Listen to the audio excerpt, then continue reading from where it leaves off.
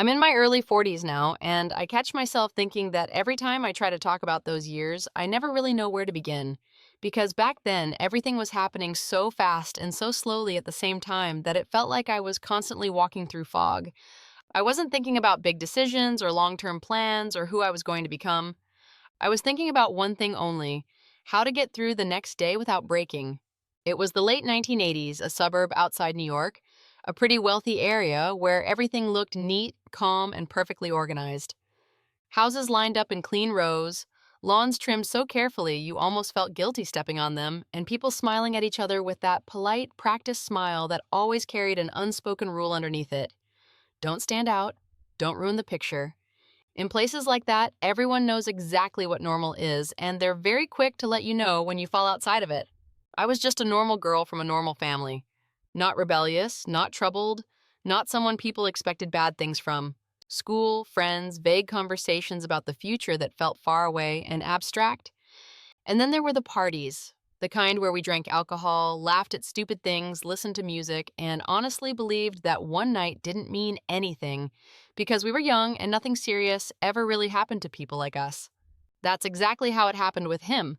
No plans, no deep feelings, no sense that it was something important. Just a party, noise, alcohol, and a moment that you wake up from thinking life goes on and the story is already over before it ever really began. When I realized I was pregnant, it didn't hit me all at once. It was more like a slow wave rolling in. First denial, then the hope that I was wrong, and then this heavy, dull shame settling somewhere in my chest and making it hard to breathe. I hadn't told anyone yet, but I could already feel imaginary eyes on me, already hear words no one had actually said out loud. I told him. He didn't want to get married, and I can't say he acted like a monster. He was just honest about not being ready.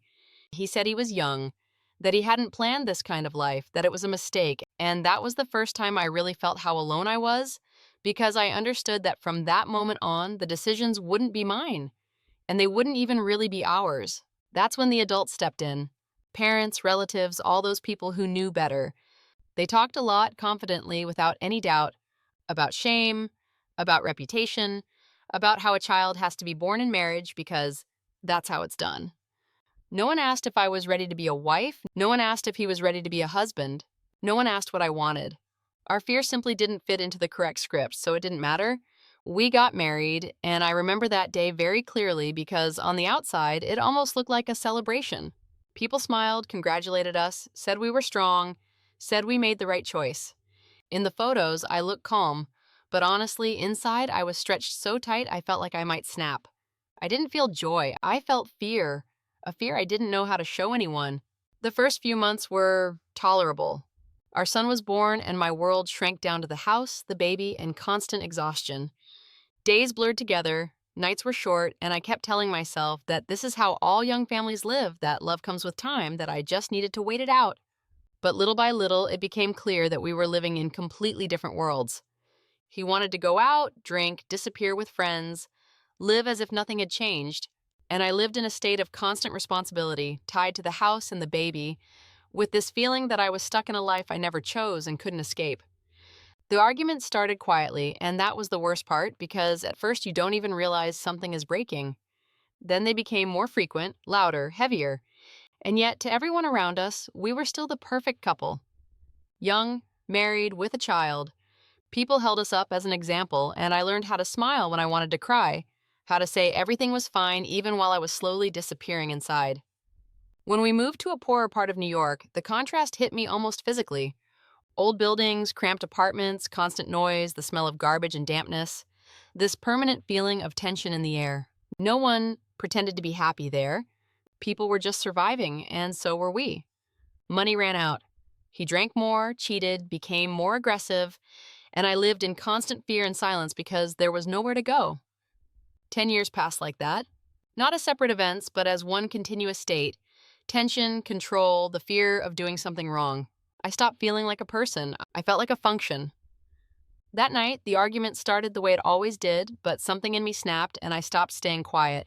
I said more than I ever allowed myself to before, and at some point I saw something in his eyes that wasn't just anger, but real danger. I pushed him away instinctively without thinking, and after that, everything happened very fast. He died. After that, everything seemed to lose its sharp edges. Police questioning, people writing things down, asking me to repeat the same moment again and again, as if that could change anything.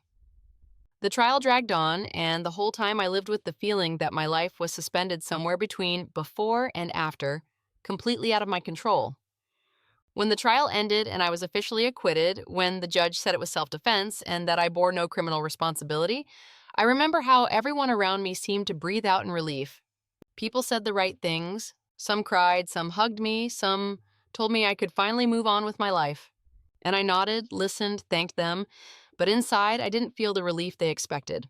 Because formally I was cleared, but no one explains how you're supposed to live with the fact that a person still died because of you.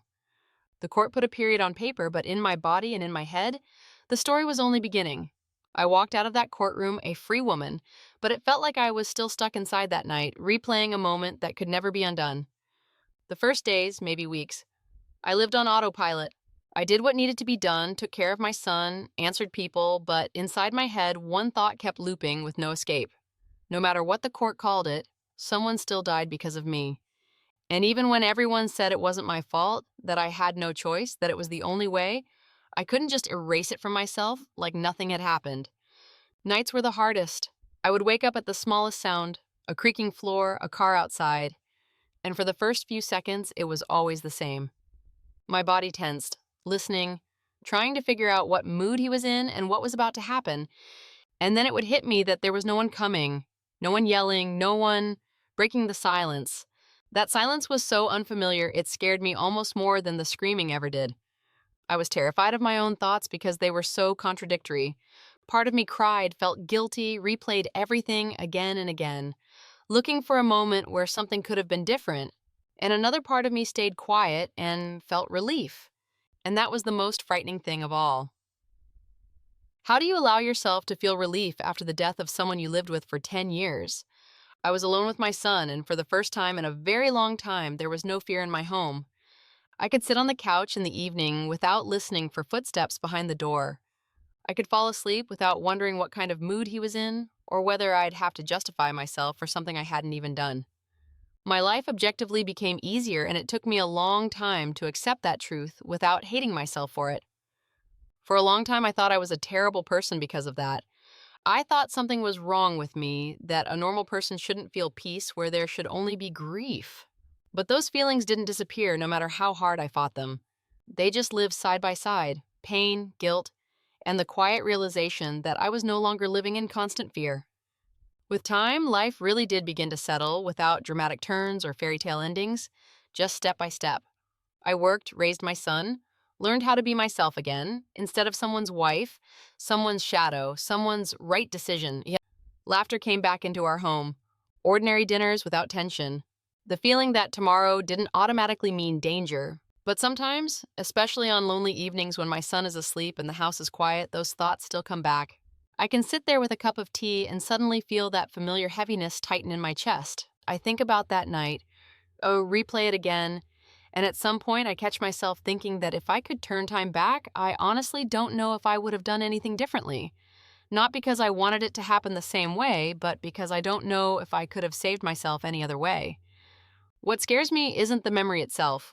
What scares me is that alongside the pain, there's another feeling, a quiet, almost shy awareness that I survived, that my son is growing up in a home without fear, that my life, despite everything, finally became mine. I still don't know how to live correctly with this truth. I don't know if there's an answer that takes away all the guilt and all the questions. I only know this. The marriage everyone called the right solution almost broke me completely. And sometimes the scariest stories look perfectly right on the outside while slowly killing you on the inside.